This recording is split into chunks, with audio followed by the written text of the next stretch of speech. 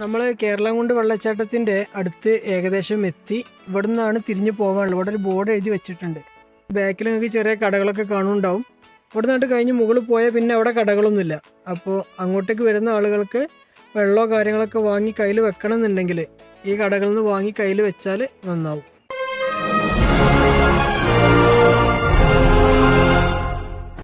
എല്ലാവർക്കും മറ്റൊരു വീഡിയോയിലേക്ക് ഹാർദവമായ സ്വാഗതം. ജാഗറാണ് എൻ്റെ കൂടെ ഉള്ളത്. നമ്മൾ എത്തിയിട്ടുള്ളത് മലപ്പുറം ജില്ലയിലെ ഏറ്റവും മനോഹരമായൊരു വെള്ളച്ചാട്ടമായ കേരളംകുണ്ട്. പിന്നെ ഇവിടുത്തെ ഒരു പ്രത്യേകത എന്ന് വെച്ചാൽ ഇത് ഊട്ടി ഇവിടുന്ന് ശരിക്കും വളരെ അടുത്താണ്. ഏകദേശം 10 കിലോമീറ്ററൊക്കെ നടക്കാനുള്ള ദൂരെ ഊട്ടിയിലേക്ക് നമ്മള് ബൈ റോഡല്ല, കാട്ടിലൂടെ ഫോറസ്റ്റിന്റെ അനുവാദത്തോടു കൂടെ പോകാൻ പറ്റുള്ളൂ. അല്ലാതെ പോയി കഴിഞ്ഞിട്ടുണ്ടെങ്കിൽ നിങ്ങൾക്ക് അറിയാലോ കാര്യങ്ങൾ എങ്ങനെയായിരിക്കും എന്നുള്ളത്. അതുപോലെ നിയറസ്റ്റ് സ്ഥലമാണ് നമ്മുടെ സൈലന്റ് വാലി. നമ്മൾ നിൽക്കുന്നതിന്റെ വലതു ഭാഗത്ത് മലയാണ്. ആ മലന്റെ ഏകദേശം അപ്പുറ സൈഡ് സൈലന്റ് വാലിയുടെ ഏരിയയാണ്. അതേപോലെ തന്നെ ഈ മലയുടെ ഒരു സൈഡിലാണ് കുന്തിപ്പുഴയും ഒരു സൈഡിൽ നിന്നാണ് കടലുണ്ടിപ്പുഴയുടെ ഒക്കെ തുടക്കം എന്ന് പറയാം. ഇവിടെ നിന്നുള്ള ഒലിപ്പുഴ എന്നിട്ടാണ് പിന്നെ കടലുണ്ടിപ്പുഴ അങ്ങനെ ആയിരുന്നു. അങ്ങനെ ഇതുപോലത്തെ ഓരോ പുഴകൾ ചെറുപുഴകളൊക്കെ ചേർന്നിട്ടാണ് കടലുണ്ടിപ്പുഴ ഉണ്ടാണ്. ഇവിടുത്തെ 2 ആൾക്കാരെ നമുക്ക് കിട്ടിയിട്ടുണ്ട്. ചേച്ചി എന്താ പേര്? രാജമ്മ ചേച്ചിയും തങ്കമ്മ ചേച്ചി. രാജമ്മ ചേച്ചിയും തങ്കമ്മ ചേച്ചി നിങ്ങൾ ഇവിടെ തന്നെ? കിഴക്കേത്തല എന്ന് പറഞ്ഞാൽ ഇവിടുന്ന് എത്ര ദൂരം ഉണ്ട്? 3-4 കിലോമീറ്റർ ഉണ്ട്. എന്താ രാജമ്മ ചേച്ചിയും തങ്കമ്മ ചേച്ചിയും ചേട്ടത്തി അനിയത്തിയാണ്. ഇവർക്ക് ഒരാൾ കൂടെ ഒരു നാത്തൂനും കൂടെ ഉണ്ട്. 34 കൂടെ വന്നിട്ടില്ല. എന്തായാലും നമ്മളെങ്ങനെ അപ്പോൾ ഞങ്ങൾ വല്ലങ്ങനെ നീങ്ങട്ടെ. ഓക്കെ, നിങ്ങൾ ഇവിടെ വരെയുള്ളൂ.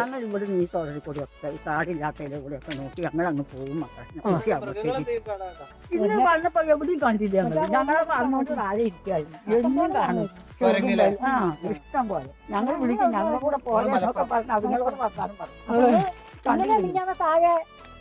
താഴെ നരപ്പുണ്ടല്ലോ, അവിടെ ഇഷ്ടം പോലെ ഉണ്ടാവും. ഒറ്റ ഒന്നത്തിനെയും കാണിച്ചില്ല. അപ്പൊ ഞങ്ങളെന്നാ പോയി വെള്ളച്ചാട്ടമൊക്കെ കണ്ടുവരാം. അപ്പോൾ രാജമ്മ ചേച്ചിയും തങ്കമ്മ ചേച്ചിയും പറഞ്ഞത് ഇവിടുന്ന് ഒത്തിരി നടക്കാനുണ്ട് എന്നാണ്. എന്തായാലും ഞങ്ങൾ ഈ റോഡ് ഇത് കണ്ടില്ലേ, കല്ലാണ്. വലിയ വണ്ടികളൊക്കെ ഉണ്ടെങ്കിൽ നമുക്കൊരു കംഫർട്ടായിട്ട് ഡ്രൈവ് ചെയ്യാൻ പറ്റുള്ളൂ. താഴെ കുറച്ച് ബൈക്കും വണ്ടികളൊക്കെ നിർത്തിയിട്ട് കണ്ടപ്പോൾ നമ്മളും അവിടെ തന്നെ നിർത്തിയിട്ട് നടന്നിട്ടുണ്ട്. വേണമെന്നുണ്ടെങ്കിൽ കൊണ്ടുവരാമായിരുന്നു, പക്ഷെ എന്നാലും റിസ്ക് ആണ് ബൈക്ക് കൊണ്ടുവരല്. പിന്നെ ജീപ്പിന്റെ ഫെസിലിറ്റി ഉണ്ട് എന്നാണ് അറിയാൻ കഴിഞ്ഞത്. ഇതാണ് റോഡിന്റെ അവസ്ഥ. ഫുള്ള് കരിങ്കല്ല് പതിച്ചിട്ടുള്ളത്.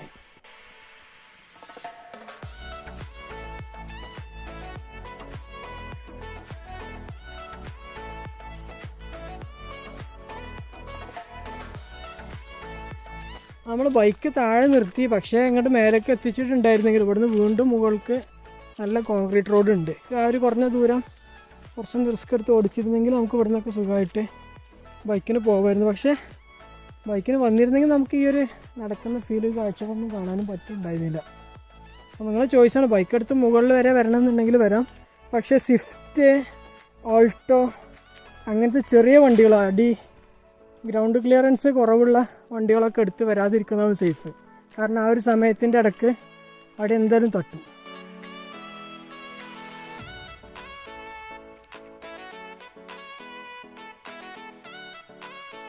അപ്പോൾ വെള്ളം ചാടുന്ന ഒച്ചയൊക്കെ കേൾക്കുന്നുണ്ട്. നമ്മൾ ഏകദേശം ഇവിടെ എത്തിയിട്ടുണ്ട്. നമ്മൾ അത്യാവശ്യം നടന്ന് കയറിയതുകൊണ്ടേ നടന്ന് കയറുന്നതിന് നല്ലേ സംഭവം ഇങ്ങോട്ടൊക്കെ വണ്ടി വരും. അത് നടന്ന് കയറി കണ്ട് ഇവിടെ എത്തുമ്പോഴൊരു സന്തോഷം ഉണ്ടല്ലോ, അത് വേറെ ലെവലാണ്. നമ്മൾ കേരളംകുണ്ട് വെള്ളച്ചാട്ടത്തിൻ്റെ എൻട്രൻസിൽ എത്തിക്കഴിഞ്ഞു. ഇവിടെ ടിക്കറ്റ് ഉണ്ട്. 5 വയസ്സിന് താഴെയുള്ള കുട്ടികൾക്ക് ടിക്കറ്റ് എടുക്കണ്ട. പക്ഷേ മുതിർന്ന ആളുകൾക്ക് 20 രൂപയാണ് ടിക്കറ്റിന് ചാർജ് വരുന്നത്. ഇത് 2012 നിർമ്മാണം ആരംഭിച്ച കേരളംകുണ്ട് ടൂറിസം പദ്ധതി 2015 ശ്രീ AP അനിൽകുമാർ മന്ത്രിയായിരിക്കുന്ന സമയത്താണ് ഇതിൻ്റെ ഉദ്ഘാടനം നിർവഹിച്ചത്. അങ്ങോട്ടേക്ക് പ്രവേശിക്കാൻ പോകണം. പ്രവേശിക്കുന്നതിന് മുൻപ് ഇവിടെ കുറച്ച് നിർദ്ദേശങ്ങൾ എഴുതി വെച്ചിട്ടുണ്ട്. അതെന്തൊക്കെയാണെന്നുള്ളത് പറഞ്ഞു. അതായത് അപ്രതീക്ഷിതമായ മഴവെള്ളപ്പാച്ചിലിന് ഉരുൾപൊട്ടലിന് സാധ്യതയുള്ളതുകൊണ്ട് നമുക്ക് അപ്പോഴൊരു ഒരു കോഷ്യസ് അപ്രോച്ച് വേണം, ശ്രദ്ധയോടെ നിൽക്കണം. അതുപോലെ പാറകൾ വീഴാനുള്ള സാധ്യത ഉണ്ട്. ലഹരി വസ്തുക്കൾ ഉപയോഗിക്കുന്നതും മറ്റും ഇവിടെ നിരോധിച്ചിട്ടുണ്ട്. മാത്രമല്ല നമ്മൾ ടിക്കറ്റിന് 20 രൂപയാണെന്ന് പറഞ്ഞു. പക്ഷേ ടിക്കറ്റിന് സമയപരിധി ഉണ്ട്. 20 രൂപയുടെ ടിക്കറ്റിൻ്റെ വാലിഡിറ്റി 3 മണിക്കൂറാണുള്ളത്. എന്തായാലും നമുക്ക് അവിടുത്തെ കൂടുതൽ കാഴ്ചകൾ അവിടെ പോയി നോക്കാം. ഇവിടുന്ന് താഴേക്ക് നടക്കുമ്പോൾ ശ്രദ്ധിക്കണം, ഫുള്ള് കുറച്ച് റിസ്ക്കാണ്. കല്ലൊക്കെ ഇളകി കിടക്കുന്നുണ്ട്, ഉരുളൻകല്ലുകളാണ്. കുറച്ചൊരു ശ്രദ്ധയോടുകൂടി നടന്നില്ല എന്നുണ്ടെങ്കിൽ താഴെ വീണു പോകും.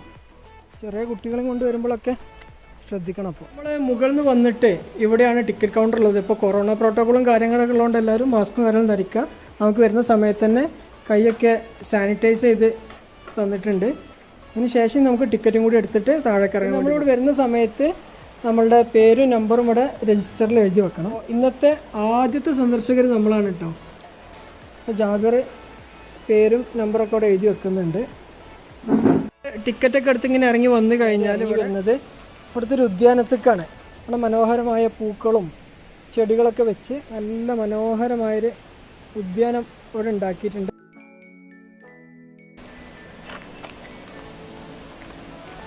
ഇവിടെ നമ്മൾ ഈ വെള്ളച്ചാട്ടത്തിന് മുകളിലൂടെയുള്ള ഒരു പാലമുണ്ട്, അക്കരയിലേക്ക് പോകാൻ. ഇപ്പോൾ അതിലുള്ളത് മനോഹരമായൊരു പാലം. നമ്മളിപ്പോൾ വെള്ളച്ചാട്ടത്തിൻ്റെ നിറവിലാണ് നിൽക്കുന്നത്. വോയിസ് എത്രത്തോളം ക്ലിയർ ഉണ്ടാവും എന്നറിയില്ല, നല്ല വെള്ളത്തിൻ്റെ ശബ്ദം കേൾക്കാനുണ്ട് ഉണ്ടല്ലോ. ഇവിടുന്ന് ഇങ്ങനെ ഇങ്ങോട്ട് താഴോട്ട് പോയാലാണ് മെയിനായിട്ടുള്ള വെള്ളച്ചാട്ടം കൂടുതൽ കാഴ്ചകളുള്ളത്. ഇവിടെ ചെറിയൊരു വ്യൂ പോയിൻ്റ് ഉണ്ട്, ഇവിടെയും കൂടി നമുക്കൊന്ന് പോയി നോക്കിയതിന് ശേഷം താഴേക്ക് പോകാം. ഇത് കൈവരി ഇവിടെ തകർന്നിട്ടുള്ളത്. ഇതൊരു പക്ഷേ കഴിഞ്ഞ പ്രളയ സമയത്തോ മറ്റോ തകർന്നാവാനാണ് സാധ്യത.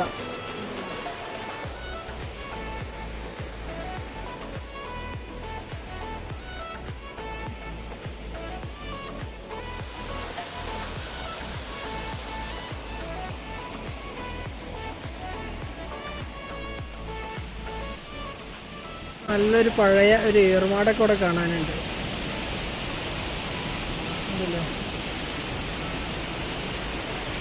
ഇപ്പോൾ സമയം 10 മണി ആയിട്ടുണ്ട്. പക്ഷെ എന്നാലും വലിയ ചൂടൊന്നും ഇവിടെ അനുഭവപ്പെടുന്നില്ല. അത്യാവശ്യം തണുപ്പ് ഇവിടെ ഫീൽ ചെയ്യുന്നുണ്ട്. ഇതാണ് കേരളാംകുണ്ടിലെ മെയിൻ സ്ഥലം. ഇതാണ് നമുക്ക് ഇവിടെ ഇറങ്ങി കുളിക്കാൻ പറ്റുമെന്ന് നോക്കണം. അധികം വെള്ളമുള്ള സമയത്ത് ഇങ്ങോട്ട് ഇറങ്ങാൻ പറ്റുന്നുണ്ടാവില്ല. ഇപ്പോൾ വെള്ളം പൊതുവെ കുറവായതുകൊണ്ട് ഇറങ്ങുന്നതിന് പ്രശ്നം ഉണ്ടാവില്ല എന്നുള്ളതാണ് വിശ്വസിക്കുന്നത്.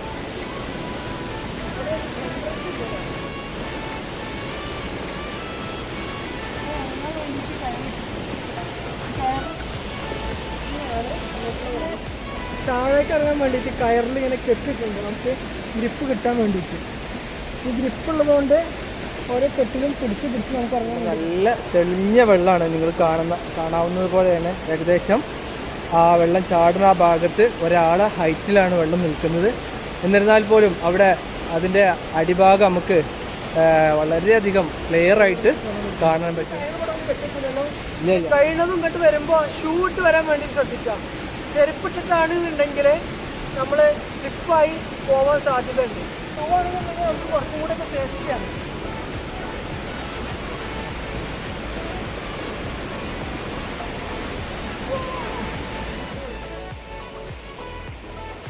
പാറിൻ്റെ ഒക്കെ ഷേപ്പ് കണ്ടില്ലേ, കൊത്തി വെട്ടി മിനുസമാക്കി ഇറക്കിയ പോലെ ഉണ്ട്. കുറച്ചവൻ്റെ കുതിരത്ത് അപാരം തന്നെ. അപ്പോൾ നമുക്കിനി അവിടെ പോയിട്ട് വെള്ളച്ചാട്ടത്തിൻ്റെ അടുത്തുനിന്നുള്ള കുറച്ചും കൂടി കാഴ്ചകളൊക്കെ കാണാൻ വേണ്ടിയിട്ട് നോക്കാം. നല്ല തണുപ്പാണ്, ഭയങ്കര തണുപ്പ്. ഒരു രക്ഷയില്ല.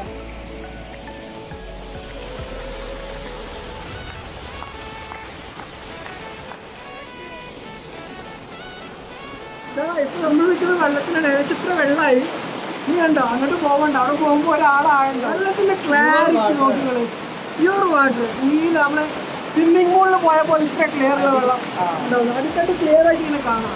ശരിക്കും ഒരു അണ്ടർ വാട്ടർ എടുക്കാൻ പറ്റുന്ന ഫോണാണെന്നുണ്ടെങ്കിൽ ഞാനത് മുക്കി എടുക്കുമായിരുന്നു. ജാഗർ കൂടി നല്ല ആയുണ്ട് വെള്ളം.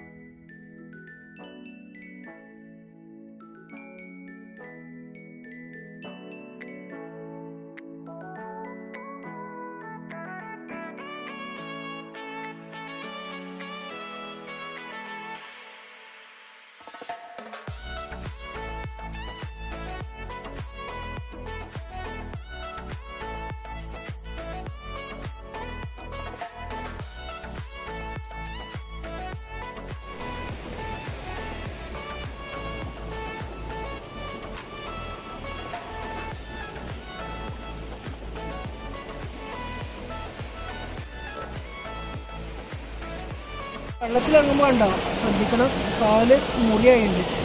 കല്ലുകളല്ലേ കിടക്കുന്നത്, കല്ലുകൾ കിടക്കുന്നതുകൊണ്ട് ആ കല്ല് തട്ടിയിട്ട് തന്നെ ആവും കാല് മുറിയായത്.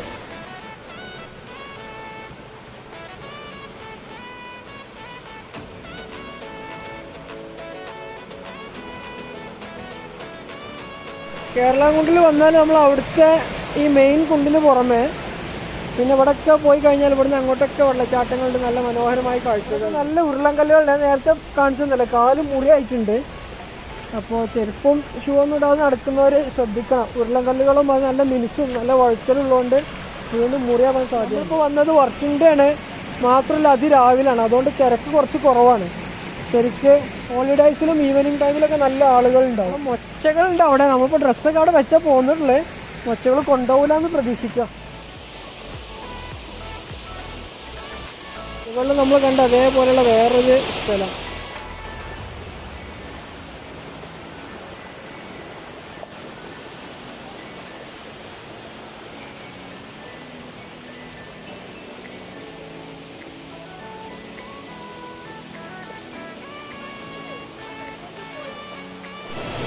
ഈ കല്ലുകളൊക്കെ നല്ല മിനുസുണ്ട്. ഇവിടെയൊക്കെ വെള്ളത്തിൻ്റെ ഒഴുക്കിൻ്റെ ശക്തി കൊണ്ട് തന്നെ പാറൊക്കെ നല്ല ഷേപ്പിലായിട്ടുണ്ട്. ഇതിൻ്റെ എഡ്ജുകളൊക്കെ നോക്കിക്കഴിഞ്ഞാൽ നമുക്ക് മനസ്സിലാവും, കണ്ടോ ഒന്ന് ഷാർപ്പിലൊക്കെ മിനുസപ്പെട്ടിട്ടുണ്ട്. അപ്പോൾ വെള്ളവും കല്ലും എല്ലാം ഇങ്ങനെ ഒരതി എല്ലാം മിനുസപ്പെട്ടിട്ടുണ്ട്.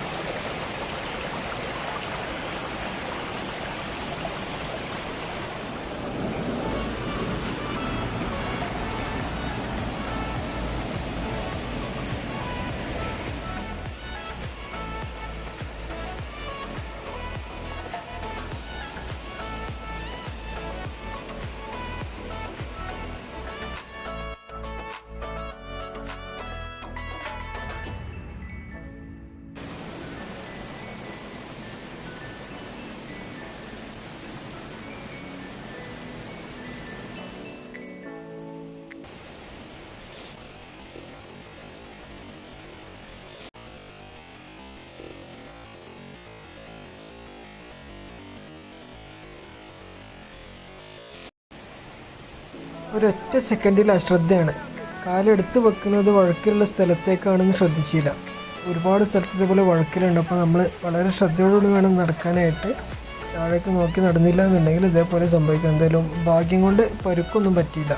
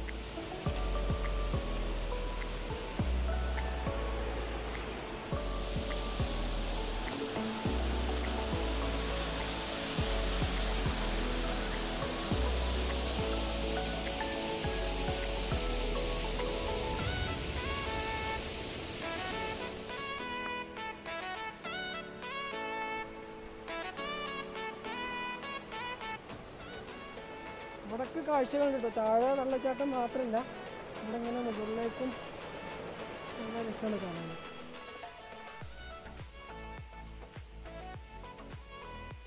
പിന്നെ താഴെയാണ് വെള്ളച്ചാട്ടം, പക്ഷെ ഇവിടെ നല്ല മനോഹരമായിട്ടുള്ള കാഴ്ചകളുണ്ട്.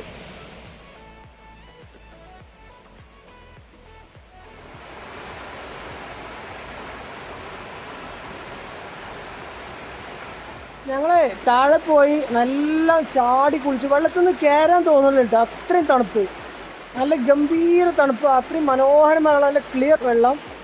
ഈ വെള്ളത്തിൽ നിന്നൊക്കെ എങ്ങനെ കയറാൻ തോന്നുക? ടിക്കറ്റ് 3 മണിക്കൂറേ ഉള്ളൂ, ചിലപ്പോൾ കുറച്ചും കൂടി സമയമൊക്കെ വേണം. പിന്നെ ഞങ്ങൾ വന്നത് വർക്കിംഗ് ഡേയിലായതുകൊണ്ടും പിന്നെ മോർണിംഗ് ടൈം ആയതുകൊണ്ട് തന്നെ ആളുകൾ ആരുമില്ല, ഞങ്ങൾ എത്തിയിട്ടുള്ളൂ. പിന്നെ ഇവിടുത്തെ ഒരു പ്രത്യേകത പറഞ്ഞത് എല്ലാ ദിവസവും ഓപ്പണാണ്, ഹോളിഡേയ്സ് ഇവിടെ ഇല്ല. ഞാനിപ്പോൾ ഇവിടെ സെക്യൂരിറ്റി സ്റ്റാഫ് ഉണ്ടായിരുന്ന ചേട്ടനോട് ചോദിച്ചു നോക്കി. നമ്മൾ ആദ്യം പോയത് താഴെ വെള്ളച്ചാട്ടത്തിൻ്റെ അടുക്ക് കുളിക്കാനായിരുന്നു എന്നുണ്ടെങ്കിലും ഇത് ഞങ്ങളിപ്പോൾ അവിടെ നിന്ന് തിരിച്ചു വരുന്ന വഴി മുകളിലേക്ക് കയറുന്നുണ്ട്. ഇവിടെ നല്ല മനോഹരമായ കാഴ്ചകളുണ്ട്, അടിപൊളി വിഷ്വൽസാണ്. നിങ്ങളിങ്ങോട്ട് വന്നു കഴിഞ്ഞാൽ എന്തായാലും ഒരിക്കലും നഷ്ടമാവില്ല. തീർച്ചയായിട്ടും നിങ്ങൾക്ക് ഇഷ്ടം എന്നുള്ള കാര്യത്തിൽ സംശയമില്ല.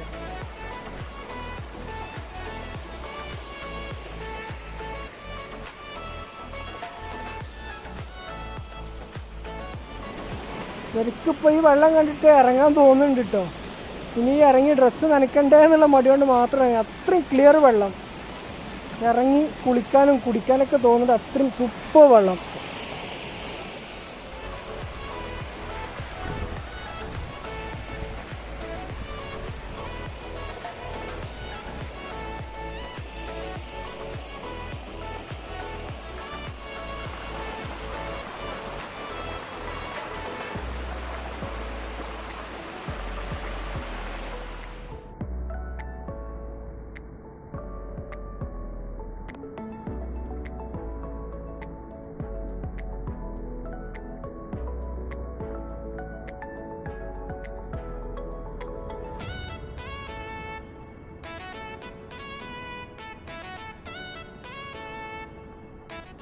നമ്മൾ തിരിച്ചിറങ്ങുകയാണ്. യാത്ര എങ്ങനെയുണ്ടായിരുന്നു ട്രിപ്പ്? ഇതിനപ്പുറത്തേക്കൊന്നും പറയാനില്ല, അടിപൊളിയായിരുന്നു കേട്ടോ, അടിപൊളി എക്സ്പീരിയൻസ്. പിന്നെ നമ്മൾ നേരത്തെ ഉണ്ടായ ഒരു തെറ്റിദ്ധാരണ വണ്ടികൾ ഇങ്ങോട്ട് എത്തുന്ന റിസ്ക് ആണെന്ന്. കുറച്ചൊരു വീൽ ബേസുള്ള വണ്ടികളാണെന്നുണ്ടെങ്കിൽ ഇവിടം വരെ വണ്ടി എത്തും, വണ്ടിയിൽ തന്നെ വരാം. ശരിക്കും ബൈക്ക് ഇങ്ങോട്ട് എത്തിക്കായിരുന്നു. താഴെ അതെ, പതുക്കെ ശ്രദ്ധിച്ച് ഡ്രൈവ് ചെയ്ത് പോരുകയാണെന്നുണ്ടെങ്കിൽ വണ്ടി നമുക്ക് ഇങ്ങോട്ട് എത്തിക്കാം. എന്നാലും ചെറിയ ഗ്രൗണ്ട് ക്ലിയറൻസ് കുറവുള്ള വണ്ടി എടുക്കാത്ത തന്നെയാണ് നല്ലത്.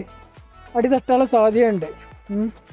പിന്നെ അതിൽ അധികം വൈകാതെ റോഡ് ഇതുവരെയുള്ളത് ഫുള്ള് ക്ലിയർ ആക്കുന്നതാണ് ഇവിടുന്ന് ഇപ്പോൾ നമ്മളെ ഇവിടുത്തെ സെക്യൂരിറ്റി ജീവനക്കാരൻ പറഞ്ഞു. അപ്പോൾ സുഹൃത്തുക്കളെ, ഇന്നത്തെ വീഡിയോ നിങ്ങൾക്ക് എല്ലാവർക്കും ഇഷ്ടമായിട്ടുണ്ടാവുമെന്ന് വിശ്വസിക്കുന്നു. ഈ വീഡിയോയെക്കുറിച്ചുള്ള നിങ്ങളുടെ അഭിപ്രായങ്ങൾ തീർച്ചയായിട്ടും കമൻറ്റുകളിൽ അറിയിക്കുക. അതുപോലെ തന്നെ ഈ വീഡിയോ നിങ്ങൾക്ക് ഇഷ്ടമാവുകയാണെന്നുണ്ടെങ്കിൽ തീർച്ചയായിട്ടും നിങ്ങളുടെ കൂട്ടുകാർക്കും അതുപോലെ ഫാമിലിക്കും എല്ലാം ഷെയർ ചെയ്യുക. നമ്മുടെ ചാനൽ കാണുന്നവരിൽ ആരെങ്കിലും ഇതുവരെ സബ്സ്ക്രൈബ് ചെയ്യാത്തവരുണ്ടെങ്കിൽ തീർച്ചയായിട്ടും ചാനൽ സബ്സ്ക്രൈബ് ചെയ്യുക. ഏതായാലും അടുത്തൊരു വീഡിയോയിൽ വീണ്ടും കാണാം. അതൊരു തൽക്കാലത്തേക്ക് വിടാം. ഇറ്റ്സ് മീ റബീസ് റാംബിക്കർ സൈനിങ് ഓഫ്. അത്രയും ടോപ്പിലാണ് ഇവിടെ മല ഉള്ളത്, വൻ മലയാണ്. നമ്മളിവിടെ ഈ വണ്ടികളൊക്കെ കണ്ടപ്പോൾ നമ്മളെ വണ്ടി ഇവിടെ നിർത്തിയിട്ടാണ് പോയിണ്ടായിരുന്നത്. പിന്നെ അതല്ല ഈ റോഡിൻ്റെ അവസ്ഥയും കൂടി കണ്ടപ്പോൾ ഇതിൽ വണ്ടി പോകാൻ റിസ്ക് ആയിരിക്കും, പോകുന്നുണ്ടാവില്ല എന്ന് കരുതി. പക്ഷേ ഇവിടുന്ന് അങ്ങോട്ട് പിന്നെ കരിങ്കല്ല് പതിച്ച സ്ഥലമാണ്. ഇങ്ങനെ കുറഞ്ഞ സ്ഥലം മാത്രമാണ് ഇത്ര മോശമായിട്ട് കിടക്കുന്നത്. ഇതിൽ ലോ ബേസ് വണ്ടികൾ കൊണ്ടുപോകാതിരിക്കണതിനാണ് നല്ലത്. കണ്ടില്ല, അടി തട്ടാനുള്ള സാധ്യത ഉണ്ട്. പിന്നെ ശ്രദ്ധിച്ച് കൊണ്ടുപോവുകയാണെന്നുണ്ടെങ്കിൽ, ശ്രദ്ധിച്ച് പതുക്കെ പോവുകയാണെന്നുണ്ടെങ്കിൽ വണ്ടീൻ്റെ അടിയിൽ നിന്ന് തട്ടാതെ മുകളിൽ ടിക്കറ്റ് കൗണ്ടർ വരെ എത്താം. അവിടെ പാർക്കിംഗ് പോയിൻറ്റും ഉണ്ട്.